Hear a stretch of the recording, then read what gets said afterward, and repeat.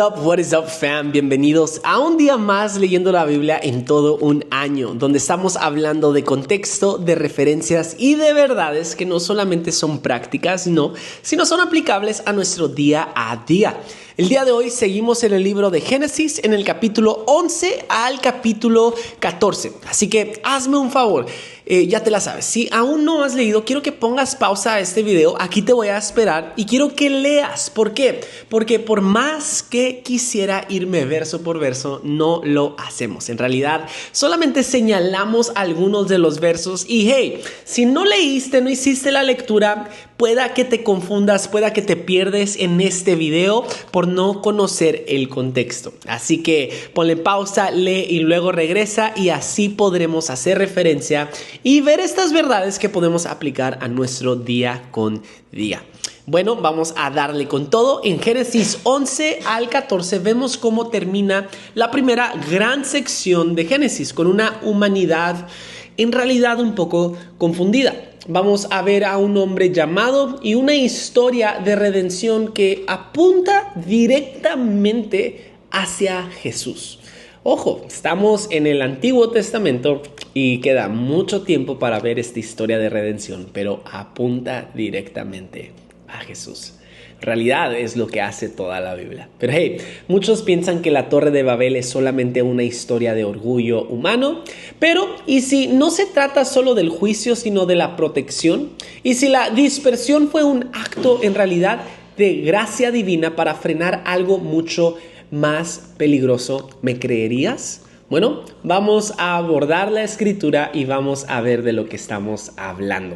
Si estás leyendo la Biblia conmigo en todo un año o simplemente quieres ver los capítulos con unos ojos nuevos, este video es para ti. Voy a darte un resumen breve de lo que vamos a ver y luego vamos a entrar al contexto que seguramente va a volar tu cabeza. Génesis 11 abre con la Torre de Babel. La humanidad queriendo construir su propia identidad sin Dios es lo que en realidad representa. Y dicen estas palabras: hagámonos famosos, hagamos un nombre por nosotros mismos. Fue el lema que ellos adoptan. Y algo que tenemos que entender de esta historia es que Dios nos dispersa no solamente como un castigo, sino como protección contra una unidad peligrosa sin su presencia. Ojo, el propósito de Babel era hacerse famosos, no de estar cerca a Dios en realidad. Pero entre esta confusión, entre estos capítulos, vamos a ver que Dios llama a un hombre llamado Abraham, un hombre que no busca hacerse famoso, sino él solamente buscaba honrar el legado de su hermano muerto. Vemos por primera vez a Abraham como un hombre de fe que deja su tierra, que obedece incluso sin saber hacia dónde Dios lo está llamando, y vamos a ver un rescate a su sobrino llamado Lot de un secuestro loco, de un secuestro épico. También va a aparecer un personaje con el nombre de Melquisedec y eso nos va a hablar de mucha profundidad. Pero bueno, vamos a entrar al contexto que tengo preparado para ti. Bueno, iniciando con la construcción de Babel, los constructores de Babel usaron materiales que en realidad representan materiales a prueba de agua. Y esto se me hace muy interesante porque la mentalidad que ellos tenían al estar construyendo esta gran torre que para ellos representaba mucho era en contra del agua. Es decir, querían protegerse de un posible segundo diluvio. Pero Dios ya había prometido que no habría otro. Entonces, esto en realidad, ¿qué nos muestra? Esto nos muestra la desconfianza en Dios lleva al control humano. Así es, muchas de las veces cuando no dejamos que Dios tenga el control de nuestras vidas, ¿qué es lo que sucede? Cuando no confiamos en Él, queremos tomar el control de nuestras decisiones, queremos tomar el control de nuestras finanzas, el control de nuestros matrimonios, el control de nuestros hijos. Queremos simplemente el control por la desconfianza que tenemos en otros y en este caso en Dios. Pero ¿qué es lo que muestra eso? Eso nos lleva al control humano. Esto muestra cómo la desconfianza en Dios lleva a querer controlar todo. Babel no solamente es una torre. Era muy probablemente algo que se consideraba como sigurat. Es una palabra, una estructura religiosa elevada que buscaba atraer la presencia divina. Es decir, ellos en realidad estaban subiendo hacia Dios en lugar de vivir bajo su voluntad. Aquí quiero pausar por un segundo y hacerte la siguiente pregunta.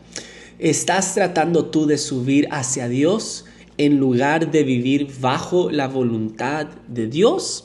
Es una pregunta que probablemente pueda confrontar la manera que estamos viviendo.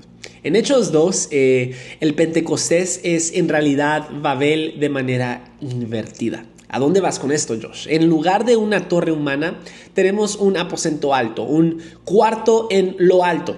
No con confusión de lenguas, sino con una unidad sobrenatural en el espíritu. Recuerda, esto lo vimos en estos videos, incluso ya estudiamos el libro de Hechos y recuerdas que mencioné que en realidad el Pentecostés era un Babel invertido. ¿Por qué? Porque ahora las personas estaban hablando con lenguas, estaban hablando en diferentes idiomas, bautizados por el Espíritu de Dios, pero en unidad. Era una unidad sobrenatural en el Espíritu que dio inicio a una revolución hermosa.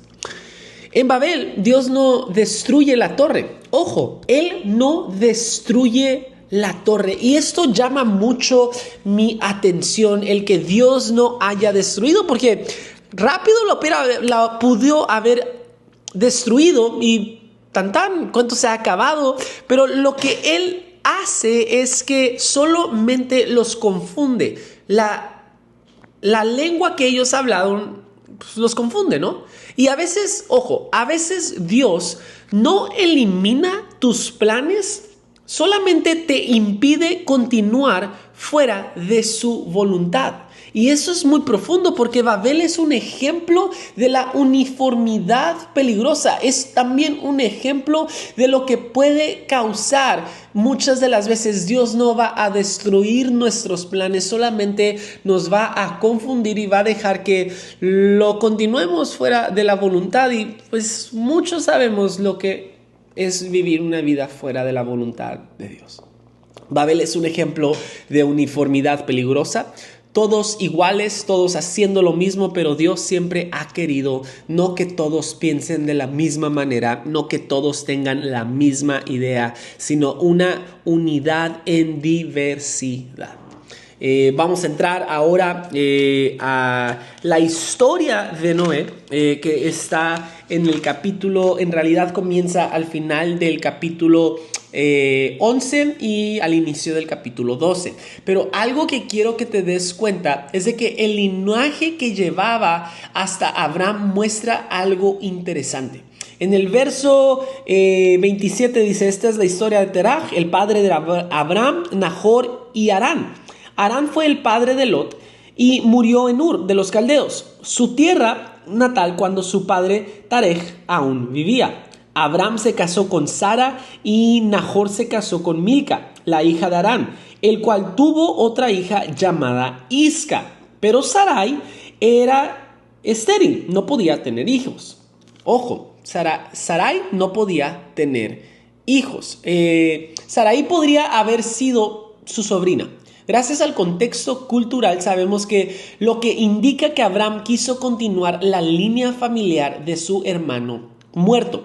Esto varios maestros, varios teólogos lo afirman y está en discusión, pero esto habla un poco profundo. ¿Por qué? Porque en ese tiempo lo que se acostumbraba cuando tu hermano fallecía, tú tenías que tomar la responsabilidad del cuidado de su esposa o en este caso de sus esposas y tenías que cuidar de ellos como si fuera tuya. Así que vemos algo muy interesante que está sucediendo acá, lo que indica que Abraham quiso continuar la línea familiar de su hermano muerto, Harán.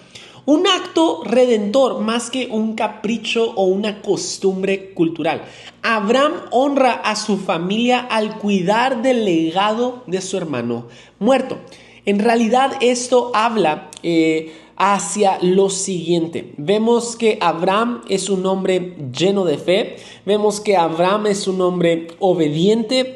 Vemos que Abraham es un hombre que honra. Y sobre todo vemos que Abraham no es un hombre que quiere hacer su nombre famoso, sino que quiere honrar.